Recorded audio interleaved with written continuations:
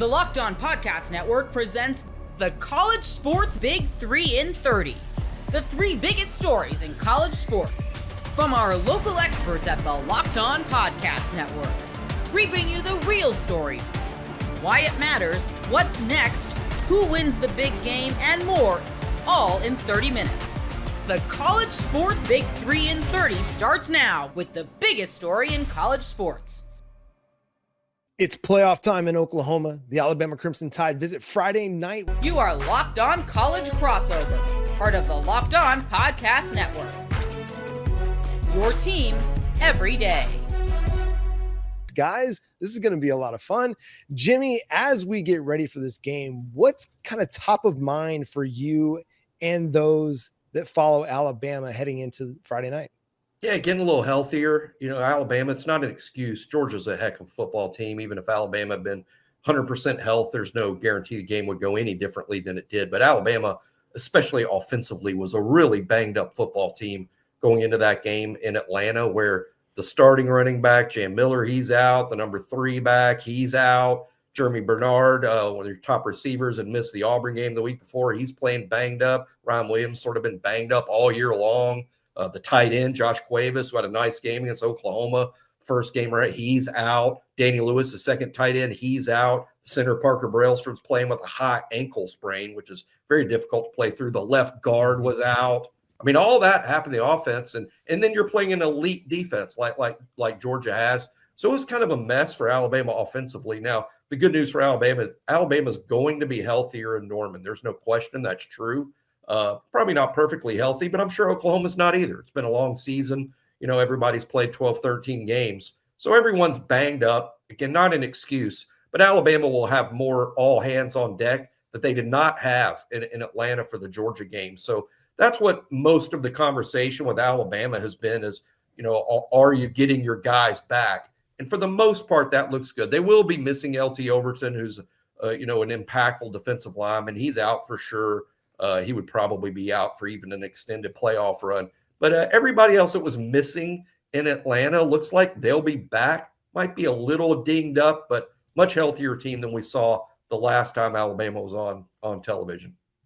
Yeah, the latest availability report. Go ahead. Oh, so yeah, the latest availability report looked pretty good for Bama. Like I was going to say that's a lot better than I even anticipated. When I looked at it, I was like, okay, I'm wondering who's going to be on there. But having Cuevas on there is questionable, and Danny Lewis, your 2 tight ends, is questionable.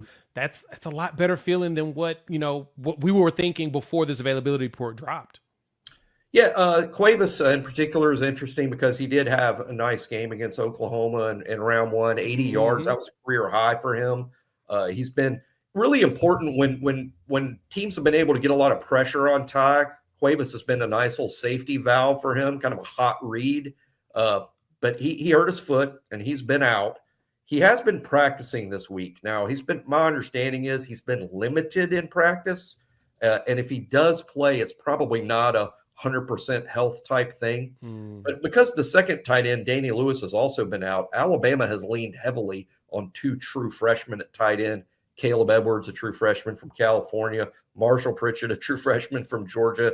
They've been kind of carrying the load with Cuevas out. It's a lot to ask playing an elite defense. I mean, it's a lot to ask an 18-year-old, hey, you're going to have to help us with our Mason Thomas. I mean, that's a big ask. So it'll be a boost for Alabama to have Cuevas back. They're optimistic, but he is still a bit limited in practice. Yeah, when you're dealing with feet, it's a day-to-day proposition because you could step wrong in your house, get tripped up on your ottoman, and strain that foot again, and it could be a problem. As you assess Alabama's offense over the last several weeks, heading in, out of the regular season into the Georgia game, even just looking at the Auburn game, what do you make of some of the differences in what you've seen from that group at the end of the season versus the beginning? And how do you feel like they'll respond to this challenge with Oklahoma? Yeah, it's tapered off. Right about mid-season, I would say really the Tennessee game forward, it's been a struggle for Alabama offensively. The numbers are down. Ty Simpson's numbers are down. What are the reasons for that? Well, one is health. I mean, obviously this has been a banged-up team. Kane Womack today admitted, the Alabama defensive coordinator, hey, this is the healthiest we've been since mid-season.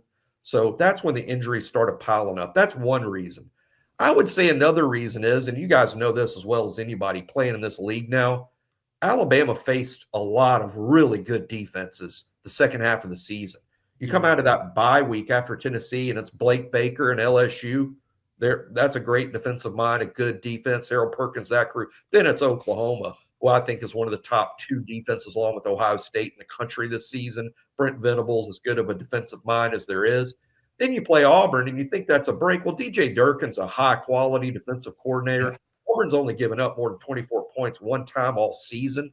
So that's the defense. And then Georgia in Atlanta at the end. So you're playing 4 quality defensive coordinators. Your team's banged up. Ty Simpson, the quarterback's banged up. Teams have a lot of tape on you by late in the season. I think you add all that up, and yes, Alabama's offensive production has been down. What Alabama's hoping for this Oklahoma game is having what amounts to that bye week after the Georgia game in Atlanta has given them the rest they badly needed, and this will be the healthiest they've been since that midseason point. They're hoping that's a big difference, but now instead of playing Oklahoma and Bryant-Denny, you're playing them in Norman. It's only going to be tougher. No, that's a good point. And for Oklahoma on that defensive side, we're gotten healthier. R. Mason Thomas is expected to play. He's not on the list. And so now we get our best pass rusher to go along with those other terrorists on the defensive line that we've seen running around out there. And the rumors, of course, floating around of Ty Simpson being a little banged up. And I equate that, similarly to the John Mateer situation with his thumb, right? He has third thumb surgery, and he's been on one injury report since, and that was before the Texas game, and he hasn't been on one after that. After that game, he's literally not listed on anything, but he's dealing with ailments, and that's just one of those where your quarterback's going to play unless he physically cannot play. And so, to me, it's really going to be big on Cuevas. Like you said, he was the safety net. He was the guy that he would dump to whenever he needed to get rid of the ball. Jam Miller is one of your better pass blockers, so that's going to be critical if he's able to play. And he's so far been practicing. I've been seeing the video and everything from the beat being there at the practices or whatnot. He looks like he's going to play too. So it's going to be interesting to see kind of how they find ways to get the ball out of Ty Simpson's hands as fast as possible, especially with the way that this Oklahoma pass rush has been playing. I think, guys, what's critical in this game for both teams, and you can see this coming. I mean, like a train coming down the tracks is the pressures that Oklahoma is able to get up front. It was a tremendous problem for Alabama the first time around. It's going to be possibly even worse because you didn't have R. Mason Thomas in the game at Bryant-Denny. Now you're going to have him in Norman. He's going to stress those Alabama tackles. I think how Alabama handles the pressures up front, whether it's the heavy blitzing, exotic blitzes, or just simply the pressure from those great pass rushing defensive ends, that's going to tell the story of this game. If Oklahoma is able to consistently pressure Ty Simpson, get ahead in the game, force Alabama to be behind the sticks, having to throw the ball more than they even want to, that's a huge benefit to Oklahoma, and it's going to happen. Hey, Oklahoma's going to have their successes. There's no question. You're not going to get those guys blocked for 60 minutes. But I think in terms of how this game will go is, can Alabama handle or at least limit to some extent the damage Oklahoma does with their front, and not just the front four. I mean, it's the front seven and the blitzes. Alabama has struggled with that at times. And Oklahoma's now watched a lot of film of that. One key matchup to watch also, Jaden Jackson, Oklahoma's defensive tackle, excellent nose tackle. He only played 12 snaps in Tuscaloosa. He's healthier now going into this one. If Parker Brailsford is still a little bit limited with that high ankle sprain, Jackson, David Stone, Dominic Williams, Grayson Halton, that interior, they could potentially cause some problems. And we know what interior pass rush can do to a quarterback. NFL Sundays move fast, one big play, and suddenly everything feels different. That's what makes live betting with FanDuel so exciting. You're not just watching the game, you're reacting to it in real time. With FanDuel, you can place bets as the action unfolds, every drive, every momentum swing, every highlight moment. You can bet next touchdown scores, drive results, totals, and more. It keeps you locked into every snap, every drive, every possibility. So if you want to be right in the middle of the action this season, visit FanDuel.com and place your NFL live bets all season long. FanDuel, the game moves fast, and so can you. If you are looking to be the most prepared possible for Oregon and James Madison on Saturday, this is the show for you. You are Locked On College Crossover, part of the Locked On Podcast Network. Your team every day. Right off the top, there is a really negative stigma with this game. And look, as an Oregon guy, I would love for the Ducks to cover the 21.5 point spread provided by our friends at FanDuel, roll all the way, cruise, feeling good, going into Texas Tech in the Orange Bowl on January 1st. But then there's another part of me that is buried deep down but beneath my Oregon fandom that says, man, I'd love for JMU to keep it close, just to stick it to all the folks that are like, well, JMU's going to get blown out and JMU can't do this. I'm like, I'm sorry. Tennessee lost by 25 points last year. First round playoff blowouts aren't new if it does show up. Is there a flawed process to put James Madison here? Yes, I fully believe that that's the case. But after getting Ohio State for Oregon's first game last year, I'm really not sitting here crying about it. Right. I was going to say someone else got blown out. Happened to be a second game last year, but someone else got blown out but before they actually made a little bit of a game of it. Yeah, it's amazing. The people who are complaining about this are the ones who set it up, right? The only reason JMU is in this playoff game against Oregon is because the ACC expanded too much and they have a ridiculous tiebreaker. All right. It should have been Miami against Virginia Tech. The winner of that goes Virginia. Definitely not Virginia Tech. Not Virginia. Sorry. No, Virginia. So, no. Old Dominion actually beat Virginia Tech earlier in the year. That's correct. Freudian slip.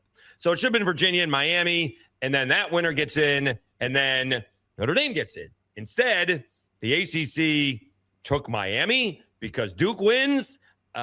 Formerly the Tulane quarterback, putting JMU into the college football playoff. Tulane. The former BYU quarterback. You talking about Jake Retzloff? Well, in that case, yes, but no. Because Duke one is JMU is in right. And the Duke quarterback played at Tulane. Right, Darian Mensah. Yes, that is correct. So it's yes, and it is ridiculous. And, I didn't go off enough on him. What is Joel Klatt doing going after the best annual sporting event that this country has is the NCAA tournament? And when did all of a sudden the playoffs decide who the best team is throughout the year? Okay. Patriots fan here, longtime Patriots fan, their first Super Bowl victory, they weren't the best team all year long. Sorry, they weren't. Did they get hot? Sure. What happens if the Steelers end up making a run? Are they the best team all season long? I don't think so, but they could get hot. Most of the time in college, one of the top team ends up winning it.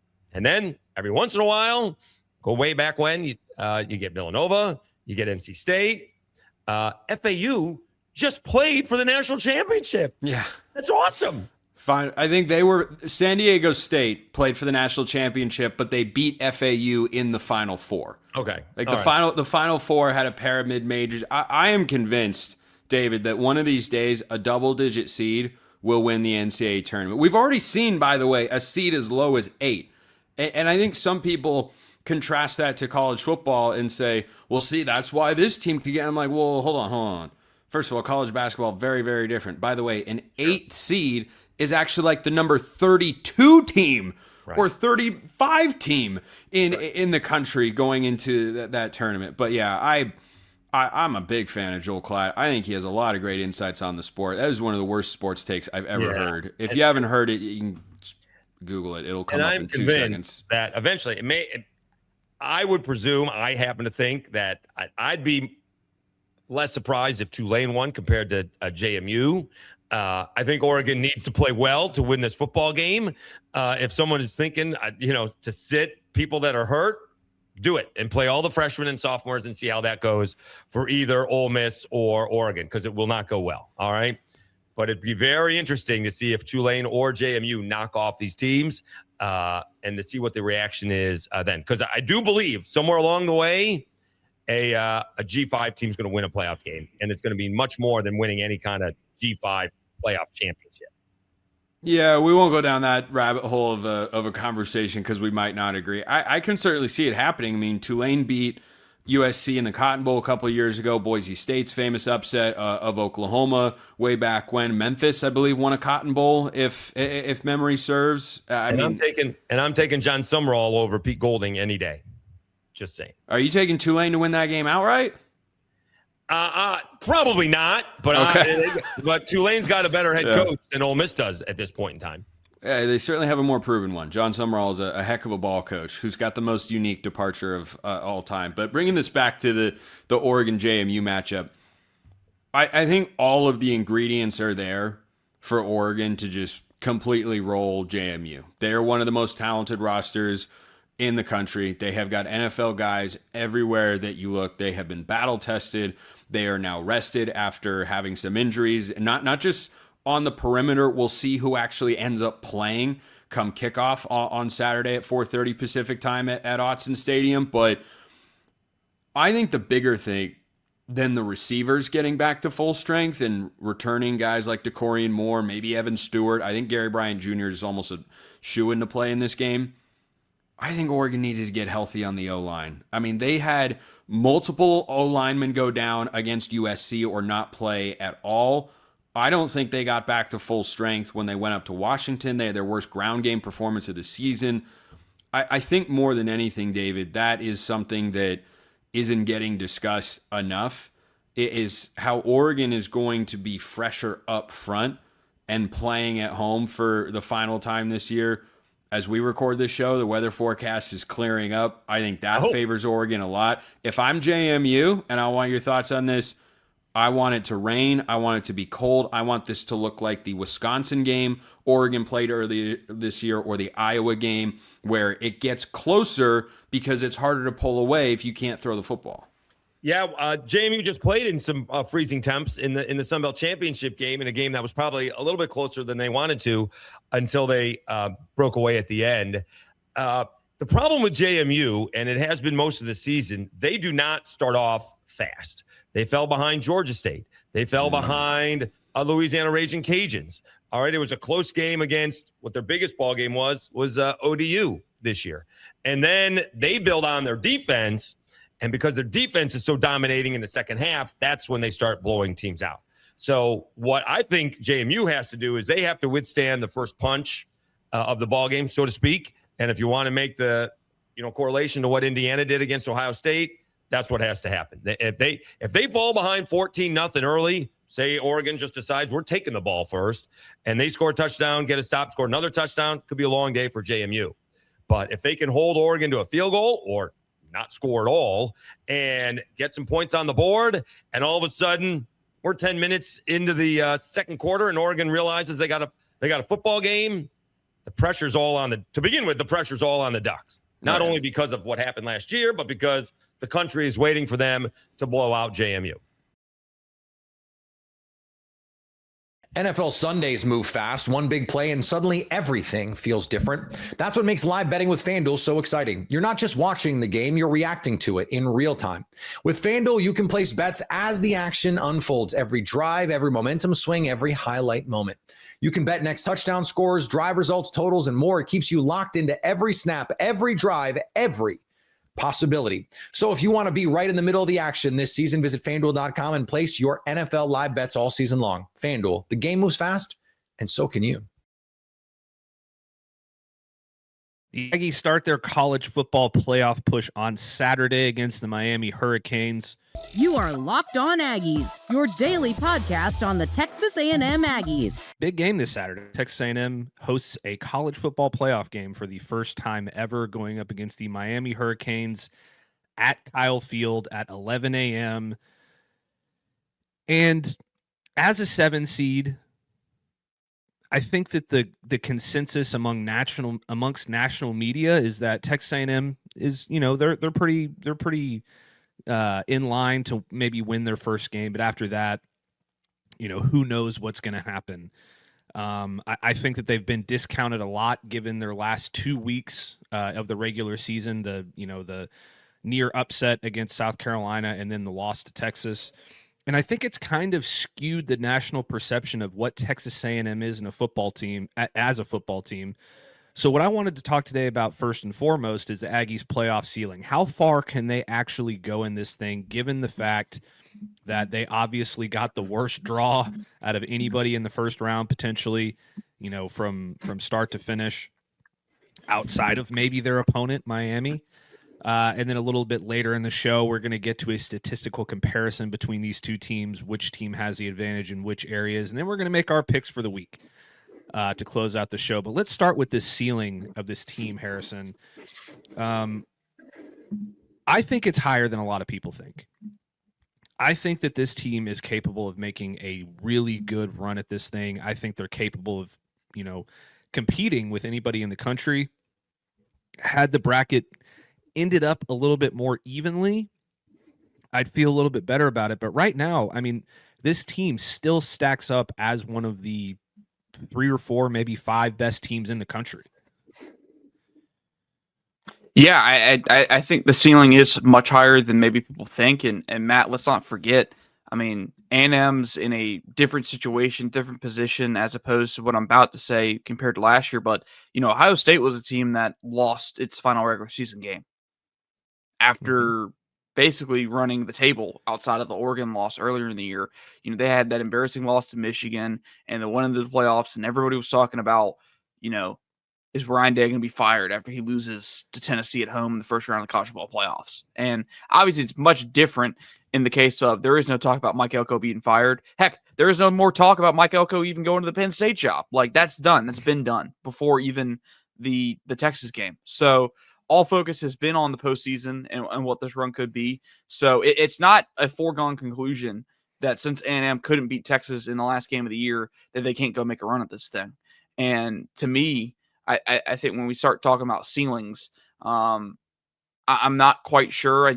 My biggest question mark, I like A&M side of the bracket in terms of not facing Ohio State or even Georgia in the first 2 rounds. I like that aspect of things. My question is, what is Indiana?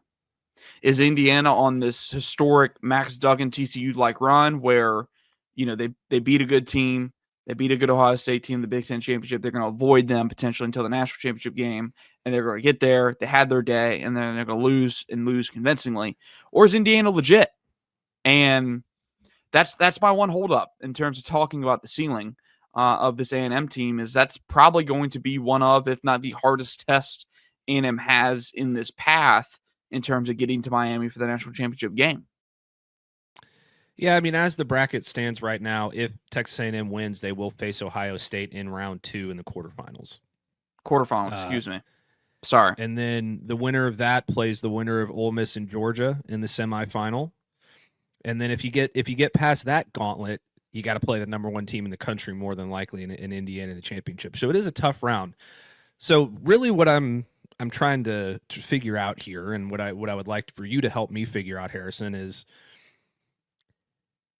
is Texas A&M a 1 win and then they're out team, or are they last year's Ohio State?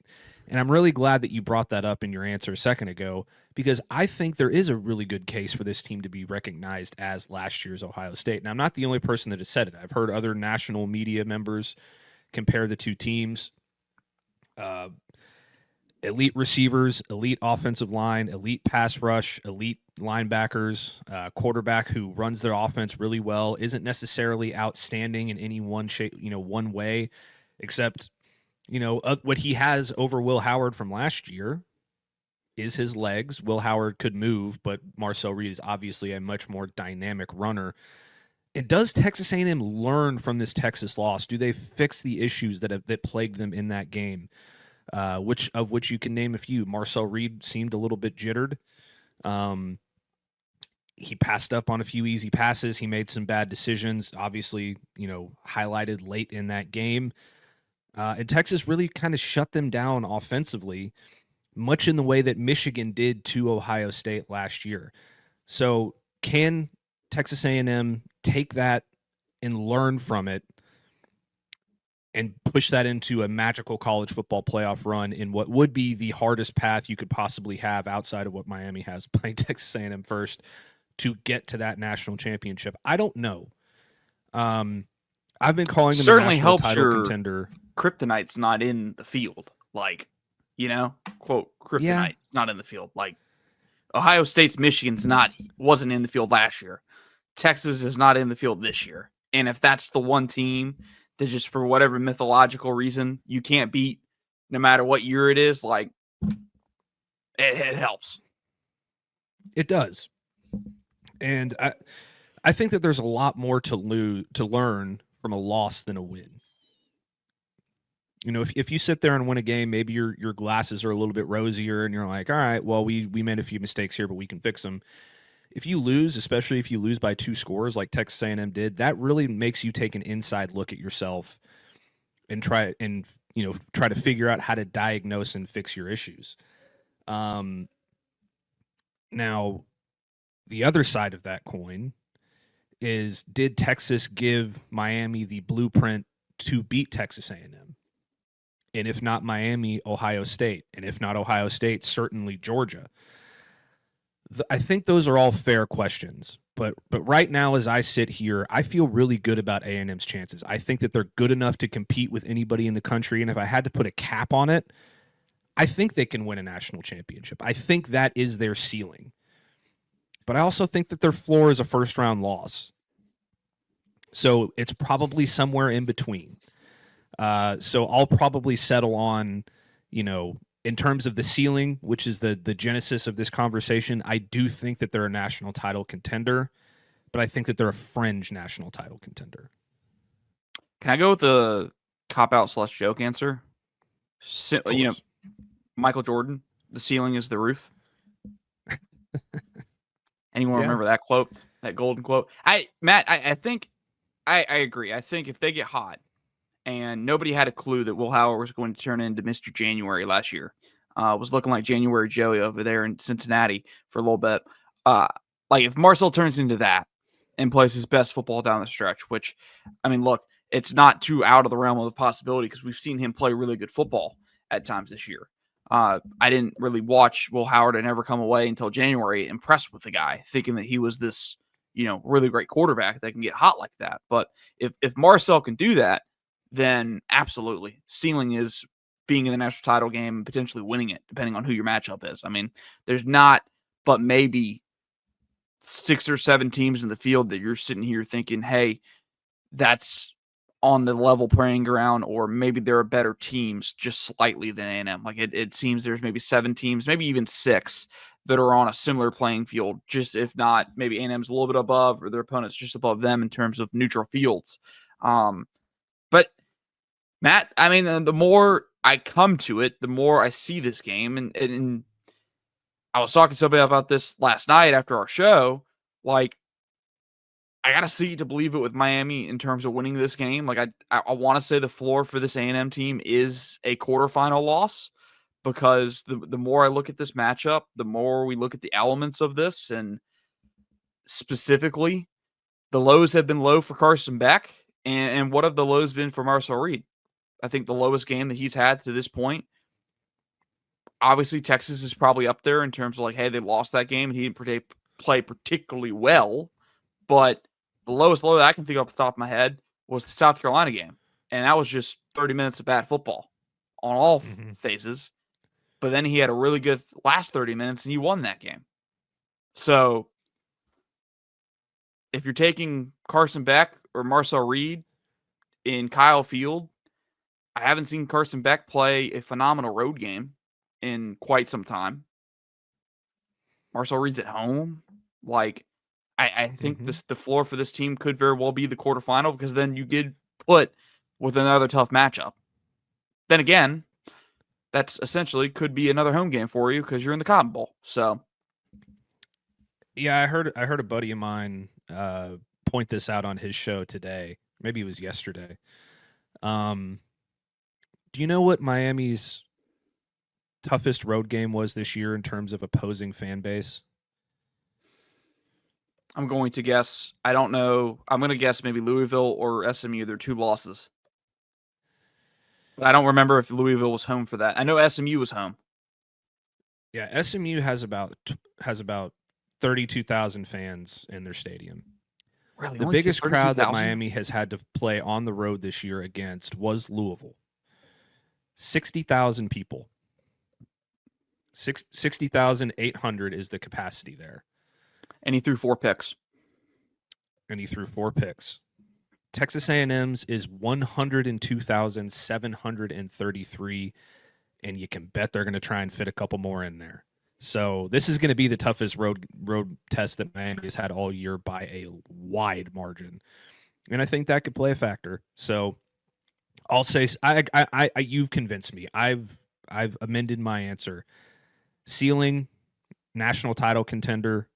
Floor, quarterfinal loss to Ohio State. And I don't think that's a bad thing. You know, like if you go one and done, if you get a 1 win and then you're done, you're potentially losing to the best team in the field. So I don't think that's anything to sniff at. You know, no, it's like not. Especially because I don't think this is the most complete A&M team that you could have, because there are some, you know, holes you can poke in terms of the run defense and the struggles on the road versus Texas earlier, you know, at the end of November. Like, there are holes you can poke. Sure. But I don't think there is a glaring hole on this team, which does make me think that, hey, yes, they have shown some vulnerability, but compared to other teams in this field, I don't think they're as vulnerable as people maybe want them to be, considering what the last time out was for them in terms of when we last saw them play. Yeah. If Le'Veon Moss is back this weekend, I think that there's 3 better teams in this field than Texas A&M, and that's it.